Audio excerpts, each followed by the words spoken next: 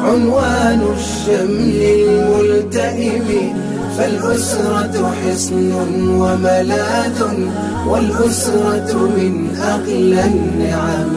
إن صلحت أصلحت الدنيا، عاش الإنسان بخير حياة. عامل أبناءك بالحسنى رفقا ليحب الطفل أباه. ولزوجك فضل وحقوق، لتكن للزوج كما تهواه. كن سندا حبا وصديقا، وكما أوصاك رسول الله.